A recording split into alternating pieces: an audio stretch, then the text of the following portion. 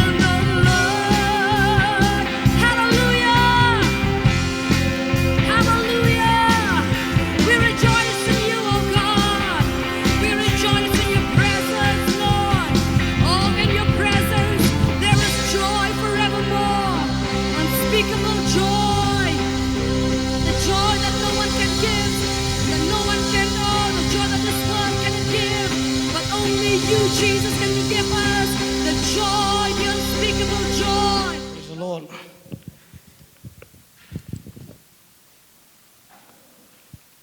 So I thank God for this opportunity once again to stand before you and to share what is in my heart that God has put in my heart to share. And I believe that it will be a blessing to me first and to all of us who are here in this place.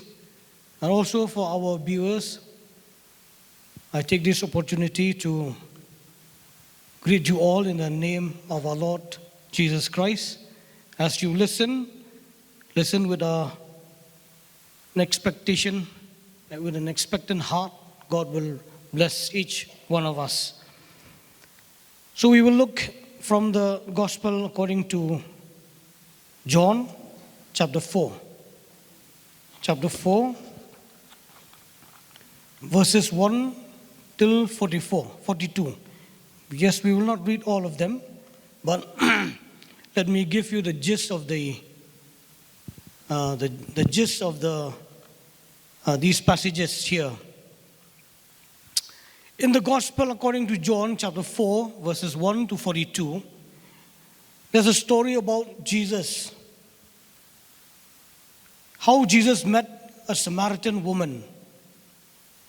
While Jesus was traveling with his disciple, he was going down the road from Judea. He was wanting to go to Galilee. He had to pass through Samaria. And then there is a town there in Samaria called Sychar, where there is a well by the name of Jacob's well. And there he rested because of the journey. He was tired. The disciples were tired. They rested in the well, near the well. While the disciples went out to the market to buy some food, because all of them were also very hungry. So Jesus rested there. And then, after a while he was resting there came a Samaritan woman. There came a Samaritan woman drawing water, wanting to draw water from the well. Please mark, at this point of time, this is at noon. At noon, the woman came to draw water from the well. And then, to her surprise, Jesus spoke to her. He struck a conversation with this Samaritan woman. So we know from history that the Jews and the Samaritan usually they do not interact with each other because of the long historical and religious tension between them. They do not speak to each other. But here Jesus engaged in a conversation with her. Then Jesus was asking water from her.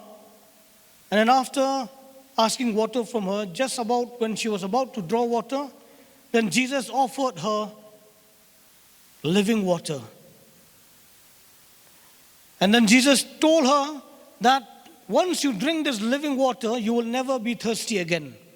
So first, initially, the woman was perplexed. What is this? He asked for me a drink, then he offered a drink he offered me a drink, and what is this? She's perplexed. But then later on, she understands what it all meant.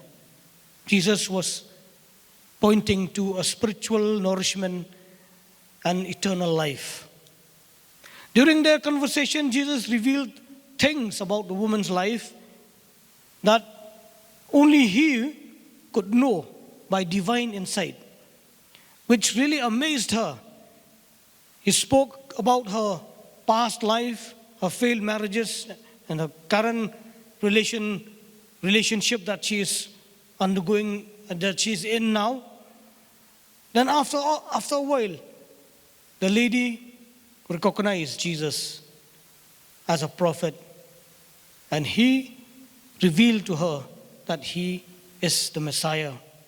So, after Jesus revealed to her that he is the Messiah, the woman, she had a long, deep desire in her heart about so many theological questions, religious, spiritual questions that she has kept in her heart. And I feel that this is the right moment for me to ask. And she asked Jesus about the concept of worship, or the right place to worship. And then after the conversation, Jesus pointed to her that there will come a time when you will not worship in a particular place, but you will worship in spirit and in truth. So the woman was deeply impacted by this encounter. She ran back to her hometown, told all the townspeople there about who she met and what the encounter was all about. And then the townspeople came and met Jesus. And there was a great turning. I mean, there was a great mini revival, we can say there. So this encounter with the Samaritan woman showed Jesus' love and acceptance.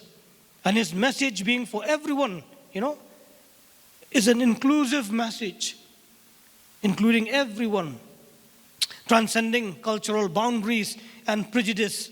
It really highlights the importance of spiritual fulfillment and genuine worship, rather than focusing on religious rituals and all these things that we do to go and worship the Lord. So from this is just a gist of what happened, what really transpired between the Samaritan woman and Jesus. But what I'm focusing here, yes, the conversation that led to the transformation of the Samaritan woman. What is the main message for us today through this encounter? What do we learn from this? Firstly, let us see in the very first section where Jesus had to go through Samaria. He had to go through Samaria. The Bible says like that. But there is this part from Judea to Galilee is a direct route. They had to go through Samaria. It's a direct route to Samaria. But many of the Jews, it is a shorter distance, but many of the Jews, they rather not go from that place. They would rather take the longer route to reach to Galilee. They will never go through Samaria. Because, as I said to you, the inhabitants of Samaria were called Samaritan. And these Samaritans were half-breed. Whose Jewish ancestors had intermarried with pagan, and intermixed their Judaism with false religion. So they have a long history. These Samaritans, they are Jewish people who have intermarried with pagan people, with Gentiles. They have defiled themselves. And then the Jew, they really hated them. They do not want to have anything to do with these Samaritans. So the Jews, they want to avoid them at all costs. They do not want to have any interaction with them. That's why many of the Jews, while going to Galilee, they will avoid that place. They will never go through Samaria for the fear of meeting any Samaritan. But while going through Samaria, they will meet some Samaritan. They do not want to meet them. So, even if they have to go a longer route, they would choose to go that longer route. But we see here, Jesus chose instead to travel directly from Judea to Galilee through Samaria. Why would Jesus do that? Why would Jesus do that? We have to ask that question. Why would Jesus do that?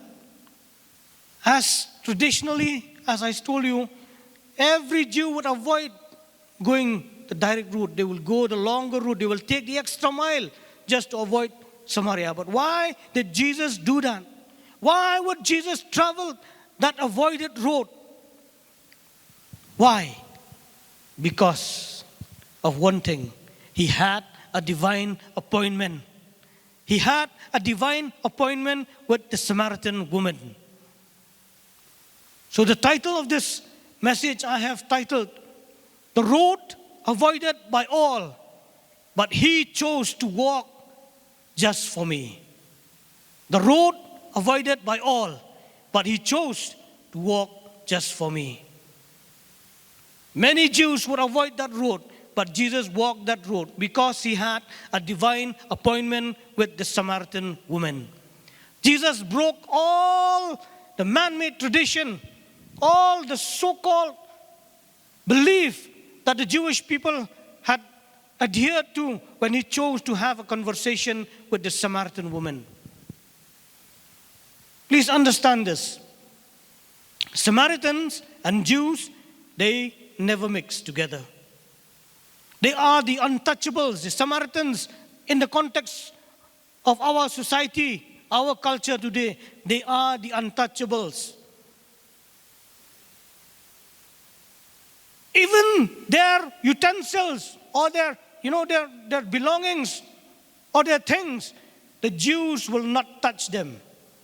They are so, despised because of those reasons that I've told you earlier. But Jesus chose to break all those barriers. The barrier of race. Jesus did not feel that He should not associate with the Samaritan woman. Jesus broke that barrier. And okay, if the Samaritan was a male, was a man, maybe Jesus might consider to speak to him. But the Samaritan was a woman. To top it all, she was a woman. And for a Jew to talk to a woman, especially a Samaritan woman, it was next to impossible. It was next to impossible. But Jesus broke the barrier of gender. He broke the barrier of culture. As I told you, it was culturally impossible for a Jew and a Samaritan to even have a conversation. Jesus broke that barrier too. Jesus did all of this. Why? To show the Samaritan woman who He really is. He wanted to show her who He really is. Because when she knows who He really is, that changes everything in her life. Once she knows who Jesus really is, it changes her life. It changes her life. So as I'm stressing on this point. It is not just a casual meeting. Please understand. It is not just a casual meeting. Somehow Jesus met this Samaritan woman. No, it was deliberate. Jesus planned it all. Jesus planned it all. He went going through Samaria to Galilee. He stopped at that particular place, a well, where he already knew, as if to say he is expecting the Samaritan woman to come. At the time of the day, at noon, where people usually do not come to draw water, because it is noon, it is very hot, it's a desert type of climate, very, very hot, extreme weather. Usually they come in the morning, where all the townspeople come and draw water. So a little, we'll dig deep in the life of the Samaritan woman. What kind of woman is this? She's a woman who is despised by the society. A woman who chose to draw water all alone during the day, midday. Why? To avoid meeting people, to avoid them, to avoid meeting other women, to avoid the gossips, to avoid all of that. But you see here, Jesus, he not only spoke to her, had a conversation with her, strike a conversation with her, in the pretext of asking water from her. His motive was not just about being thirsty and, being quenching his thirst. Though he was thirsty, though he was tired from the journey, but then his motive was beyond that. Jesus offered living water instead. He offered her living water. And as I said, when Jesus asked water from her, for sure she will be giving him water in a utensil or a pot or whatever, a container. And as I told you, Jews will not touch even the utensils or the belongings or the things of the Samaritan, but Jesus was ready to do that also. So this really, it shocked the woman so much that the conversation was getting more interesting as she had continued the conversation. So Jesus offered her living water. And then, in that course of conversation, when Jesus offered her living water, she was, as I said earlier, she was perplexed. He was asking water, and now he was offering her water. With what would he draw water from? Or by what container will he draw water to give her? So she was perplexed. She was thinking about, physical water. But then, when Jesus explained to her that the water that I'm giving you, when you drink this water, you will never thirst again. When you drink this water, you will never thirst again. So she was excited to have that kind of water. At least she would not have to come back to this well in the middle of the day. And then she was so happy. She said, give me that water. I want that water. I want that water. Let us see. What kind of water is Jesus talking about? What kind of water that Jesus is talking about? Okay, we shall go to that later on. We shall go to that. In the conversation, let us stick to this conversation that Jesus, after Jesus was offering her living water, then they, maybe some other conversation they had, and then Jesus suddenly said, go bring your husband and come. Now Jesus is shifting from the offering of living water. Now he's dealing with her personal life. See, Jesus never meant to embarrass her. He never meant to embarrass her when he revealed her past and her sins. When he asked her, go and bring your husband, she said, I have no husband.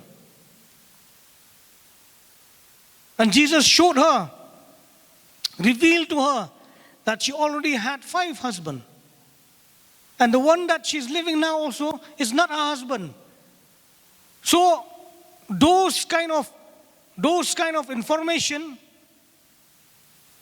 she understood, the lady understood, because it is her life he's talking about. And that information has been secret in her life. Nobody knows that. How can this person who just met her for just few moments could understand, could know about her life, about her past, about her sins? So she perceived, she understood that this is no ordinary man who asked me about my life, about my past life, who knows everything about me. So this shows the divine side of Jesus. It shows the divine side of Jesus. Jesus, as I said earlier, he did not want to embarrass her, but he wanted to show his divine side. He wanted to show her that I'm not just a man, just a mere mortal speaking to you, offering you living waters. I am more than that. I know your life. I know what you've gone through. I know what you've been through. I know everything about you. Jesus showed his divine side and revealed his true identity. In verse 26 of chapter 4, then Jesus declared, I, the one speaking to you, I am he. In this conversation, now she perceived, she understood that this is no ordinary man. This is a prophet. So even the Samaritans, they were waiting. They know about the Messiah. They know about the Christ. They know about the one who will come and save them. They know. So with that knowledge, she said that when the Messiah will come, he will reveal to us everything about all these things. Then Jesus said to her, I am he. I am the Messiah who am speaking to you now. So when Jesus said all these words, I believe she had a revelation. I believe her mind was open. Her heart was open. She could see Jesus now. He is the Messiah. Not because he revealed her past life, but I feel and I know that she was comforted when Jesus told her about her past life, her sins. She felt forgiven. She felt a change in that moment. When even her fellow Samaritans would not associate with her, she would have to come to the well at noon where people will not come there. Now this Jew, this man, whom traditionally they are enemies, great animosity between them, chose to speak to her, chose to offer her living water. He revealed, opened her life before her. She, as to say, she would not know herself even much more than Jesus knew about her life. Jesus knew about her life. So what are the main lesson that we learn from this? Number one, Jesus seeks people who aren't even seeking him. He seeks those people who even they are not looking for Jesus. The Samaritan woman here, when she wake up that morning, she never knew she would meet Jesus. She never knew that my life would be changed today. She was not looking for another life. She was stuck in that old life of sin and pain and grief and sorrow, being ostracized, being rejected. But then that day changes everything. The meeting with Jesus changes everything. Because Jesus was looking, was waiting, had a divine appointment with the Samaritan lady, with the Samaritan woman. It changes everything. In Romans chapter 5 verse 8, it says like this, but God demonstrated his love, his own love for us. In this, while we were still sinners, Christ died for us. We did not seek him. We did not want anything to do with God. But God sought out for us.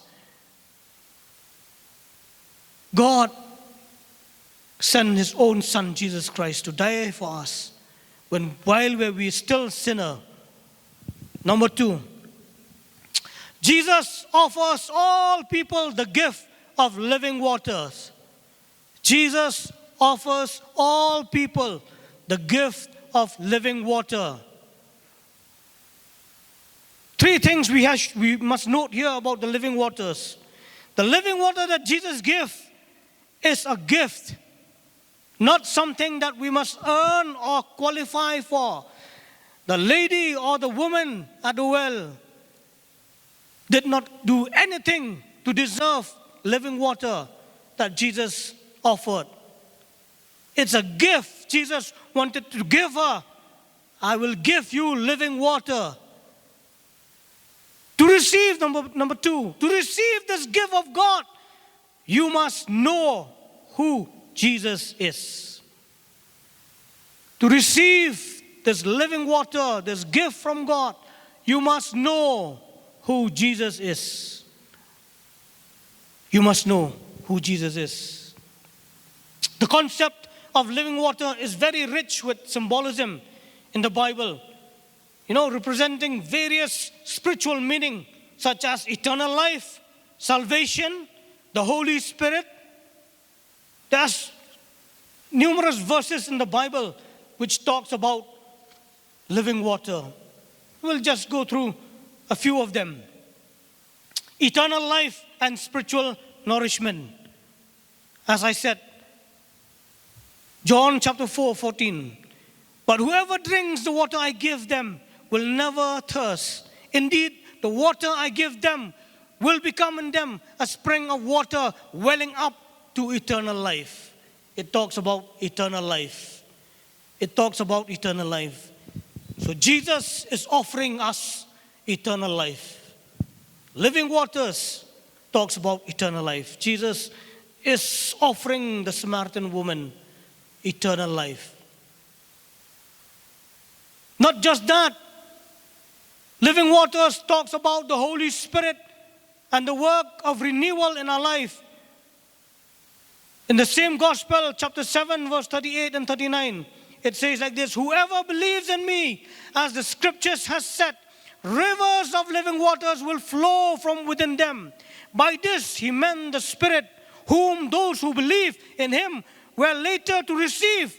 Up to that time, the Spirit had not been given, since Jesus has not been glorified. It talks about the Holy Spirit. It talks about the renewal of the Holy Spirit in our lives. Number 3, it talks about salvation and restoration. Isaiah 55 verse 1, it says, come all who are thirsty, come to the waters, and you who have no money, come buy and eat. Come buy wine and milk without money and without cost. Come, it is an invitation to an abundant life.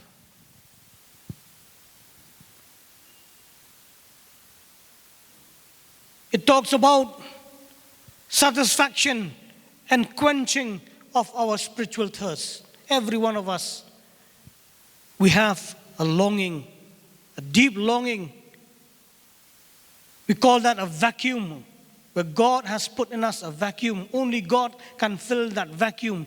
Nobody else can fill that vacuum. A satisfaction, a quenching of our spiritual thirst. John chapter 6 verse 35. Then Jesus declared, I am the bread of life. Whoever comes to me will never go hungry, and whoever believes in me will never be thirsty. These are the words of Jesus. Number 5. It is the life-giving source. Living waters talks about life-giving source. Jeremiah chapter 2 verse 13. My people have committed 2 sins. They have forsaken me, the spring of living waters, and have dug their own cistern, broken cistern that cannot hold water. He is the spring of living water. Jesus is the spring of living water. These verses, these points that I have just showed, emphasize the spiritual significance of living water, portraying the essential or the the necessity or the need of a human being to be spiritually nourished by God. It is the work of the Holy Spirit, the work of salvation and renewal, only available through Jesus Christ, not by our works, not by our efforts. As I said, it is a gift. We do not earn it, we do not deserve it. Jesus is offering us living waters.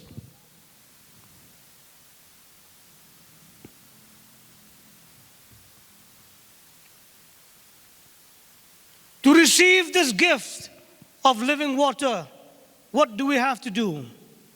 We just ask from Him. As the Samaritan woman in verse 10, chapter 4, Jesus answered her, "If you knew the gift of God, and who is it that asked you for a drink, you would have asked Him, and He would have given you living waters." Ask from Him. Just ask from Him. He will give you living waters. My dear brothers and sisters, and even those who are watching me through YouTube, if you have felt like the Samaritan woman, always hiding in the crowd, always hiding from society, avoiding people, avoiding your friends and your relatives because of your life, because of the pains and the sin that you have gone through, because of your past life. You're ashamed that people will know about your past. You feel no one understands you.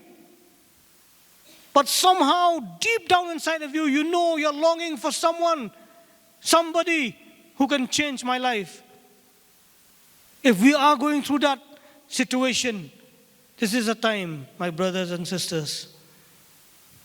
This is a time when Jesus says, He identifies Himself, He shows Himself to us. I am He. I am the Messiah. I am the one who can give you living waters. I am the one who can give you eternal life. I am the one who can give you peace in your heart. If only you could ask from me. If only you asked. Ask. Just ask. You may battle with many spiritual and theological questions in your life. You have so many questions about God.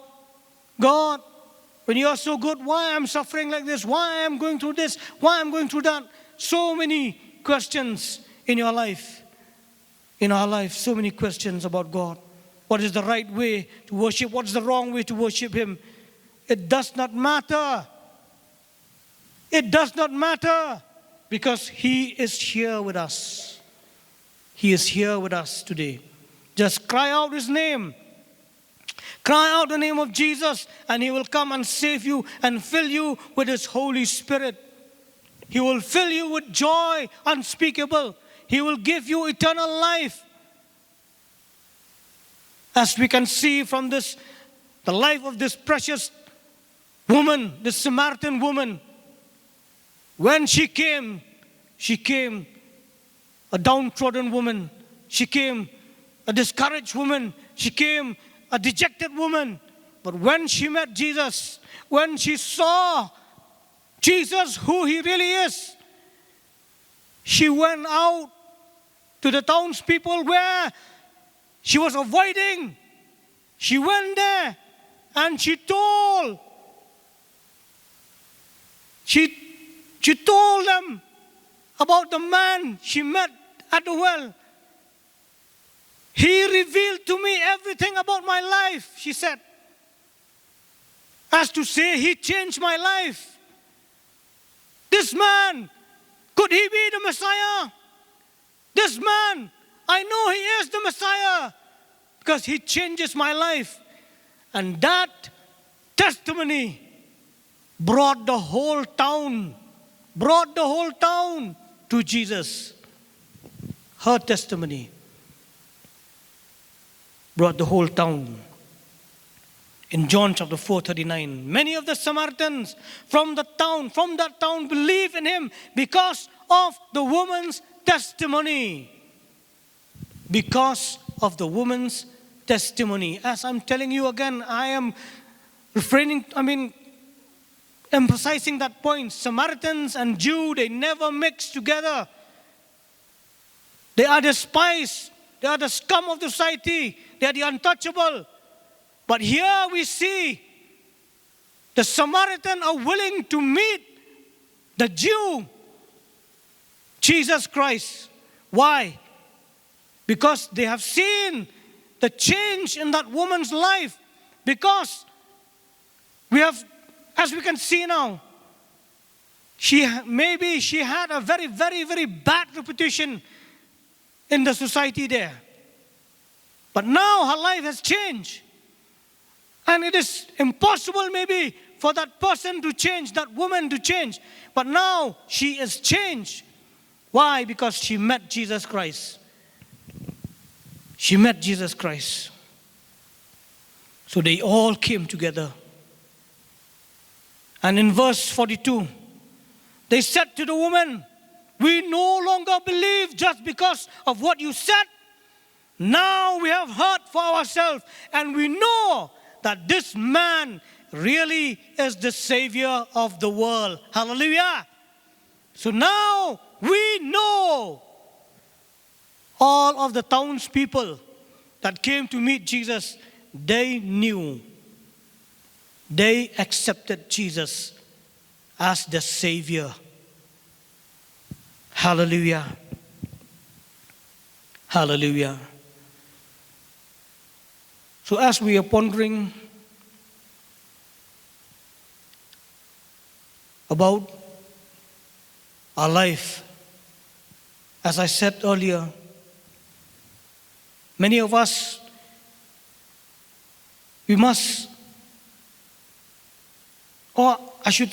many of us have felt many times in our life, like that Samaritan woman, neglected, dejected, discouraged, life full of sin.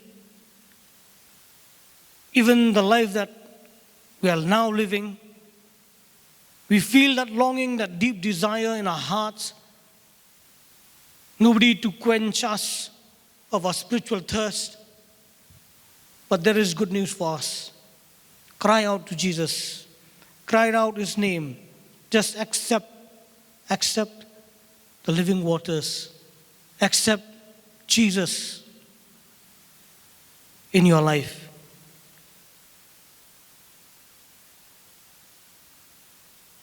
There is a song that we are going to play now. And as we listen to the song, take time to see yourself. If you feel this world has really, really battered you, come to Jesus. Come to Jesus. He will give you living waters. He will forgive your sins. He knows your past. He never wanted to embarrass you when he exposed your past. He wants to show you that he knows everything about you, more than you would know yourself. Jesus knows everything about you, and he is going to make it right for you. He's going to make it right for you. Dear brothers and sisters, as we close our eyes, or as we contemplate, listen to the song, God will touch us.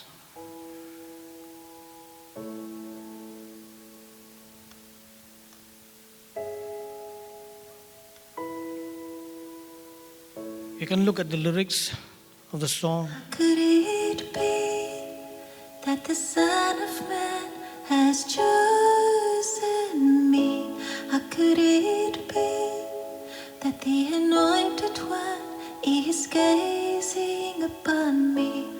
I was lost and overlooked, shattered by my could it be Hallelujah, Lord. that the Son has chosen me? How could it be that the one I've been waiting for all my life has chosen me to reveal Himself? How could it be Yes. that the one I've been waiting for all my life has chosen me to reveal Himself as the anointed one? I've been seen as an outcast, labeled as a failure.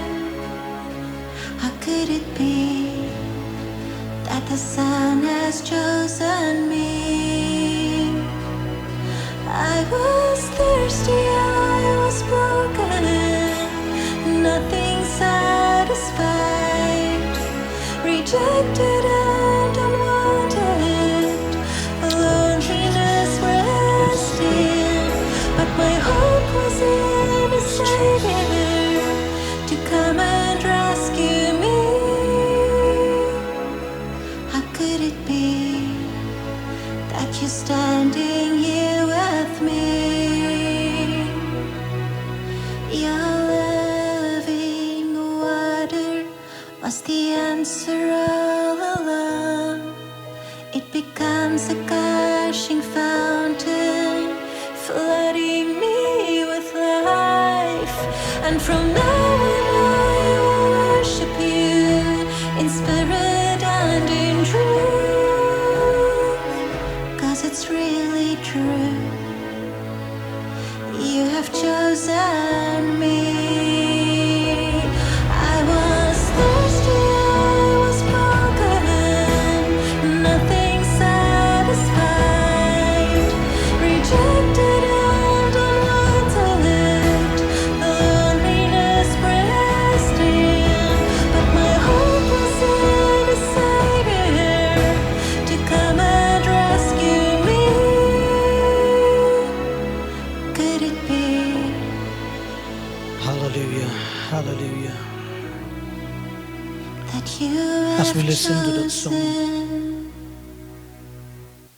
me? let us all look to God in prayer.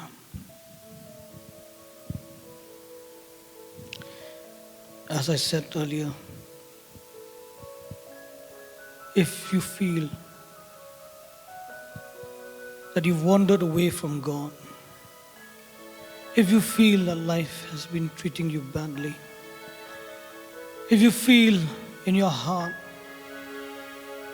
that you cannot be forgiven, your sins are too much, I'm telling you, my brothers and sisters, Jesus offers you living waters.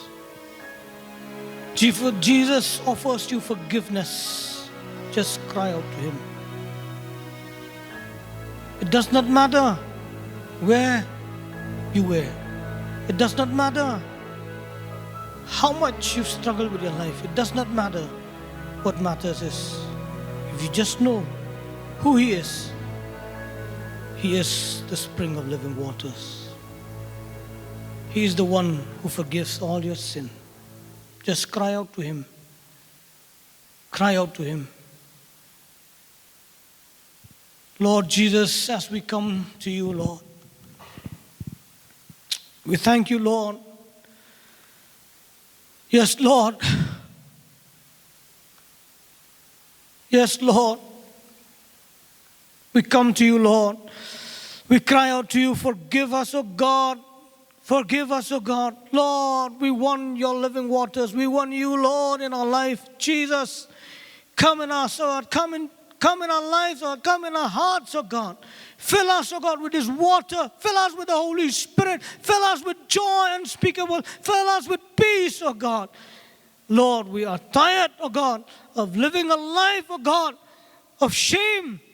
Living a life of compromise, living a life of sinfulness in our lives. Oh, we are tired, oh God. Lord, we want to change all that, Lord. We want to leave everything, oh God. Lord, we want to leave everything, Lord, like that woman, oh God. Like that woman, oh God, the Samaritan woman left the jar there and went and speak about your goodness to the townspeople, Lord. Let us leave everything, oh God, behind, oh God. And Lord, as you've changed the Samaritan woman, Lord, change us, oh God. Change us, oh God.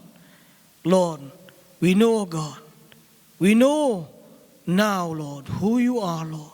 You are my Messiah. You are my Savior. You are my Lord. You are my Christ. You are my everything, Jesus. Thank you, Jesus. Thank you, Lord. Lord, I give you all the glory. Thank you for forgiving me. Thank you for when I was astray, when I did not even think about you, you thought of me. You had a divine appointment with me. You saved me, Lord Jesus. Thank you, Jesus. Thank you, Lord. Thank you. And for, Lord, your love and your forgiveness, Lord, I pledge to live for you, Lord. I pledge, Lord, to live for you, to live for your glory, to live for your name, Lord Jesus. Thank you, Lord. We give you all the glory. And Lord, as your children leave this place, oh God, let your grace, Lord Jesus Christ, your unmerited favor be with us, Lord. Your love, my Father, and the sweet fellowship and strengthening of the Holy Spirit be with each one of us in this place and all the saints throughout the world, now and forevermore. Amen. Amen and amen. God bless you.